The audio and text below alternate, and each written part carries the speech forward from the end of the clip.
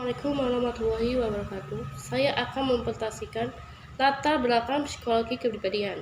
Pada awal bertumbuhnya, yang menjadi objek kajian psikologi adalah kesadaran. Oleh karena itu, tugas daripada psikologi hanya untuk menganalisis kesadaran, yang mana kesadaran digambarkan terdiri dari unsur-unsur struktural yang sangat erat hubungannya dengan proses empiris. Hal itu dapat dilihat mulai dari berdirinya psikologi sebagai ilmu pengetahuan sampai dengan munculnya aliran-aliran strukturalisme yang memiliki anggapan bahwa jiwa seseorang merupakan penggabungan dari pengalaman-pengalaman kesadarannya. Dari aliran-aliran fungsionalisme yang memandang jiwa manusia diperlukan untuk melangsungkan kehidupan dan fungsinya untuk menyesuaikan diri. Di tengah-tengah psikologi yang memperlontalitaskan penelitiannya pada kesadaran dari dan memandang kejadian sebagai aspek utama dan kehidupan mental. Muncul seseorang dokter muda, Dr. Wina, dengan gagasan yang radikal, di mana ia mengatakan bahwa kesadaran itu hanyalah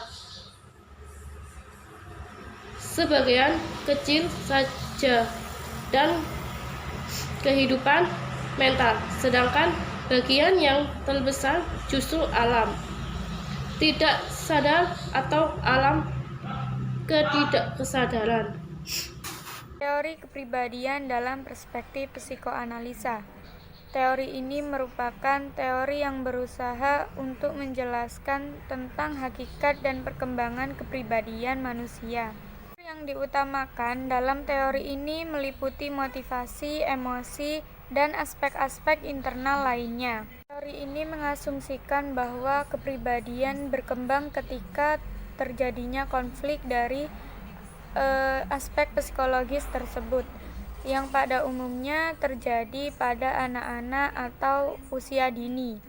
Analisis memiliki banyak hal untuk ditawarkan kepada pendidikan. Pendidikan yang dinyatakan berdasarkan analisis psikoanalisis yaitu memberi tuntunan bagi pendidik dan anak didik tentang apa yang hendak dicapai, kegiatan-kegiatan yang mereka lakukan, dan tentang kemajuan yang dicapai oleh anak didik tersebut. Teori kepribadian dalam perspektif learning kognitif.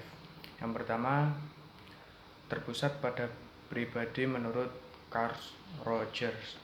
Konsep Rogers tentang bagaimana cara pengembangan suatu teori harus berlangsung dikemukakan dengan jelas dalam pertanyaan berikut. Yang pertama dibutuhkan adalah membenamkan diri dengan peristiwa-peristiwa, mendekati gejala-gejala dengan sedikit mungkin prakonsepsi, kemudian observasi dan deskripsikan peristiwa-peristiwa itu, dan tariklah kesimpulan yang benar-benar berasal dari bahan itu sendiri. Kemudian yang kedua, belajar sosial menurut Albert Bandura. Teori belajar sosial merupakan perluasan teori belajar perilaku tradisional atau behavioristik. Teori ini dikembangkan oleh Albert pada tahun 1969. Prinsip belajar menurut Bandura adalah suatu usaha menjelaskan belajar dalam situasi alami. Adapun pengertian teori pembelajaran sosial adalah pembelajaran observasional, merupakan pembelajaran yang dilakukan ketika seseorang mengamati dan meniru perilaku orang lain. Yang ketiga ada teori medan dari Kurt Lewin. Untuk konsep teori lapangan, Lewin mengadopsi definisinya dari karya-karya Albert Einstein. Suatu lapangan adalah satu keseluruhan fakta-fakta yang ada yang dianggap sebagai saling berhubungan Dalam teori lapangan dari Lewin, suatu perilaku tidak pernah hanya disebabkan oleh diri orang itu atau ditentukan oleh faktor-faktor di lingkungan sekitarnya. Sebaiknya perilaku orang tersebut merupakan interaksi dengan faktor individu dengan lingkungan sekitarnya. Sekian.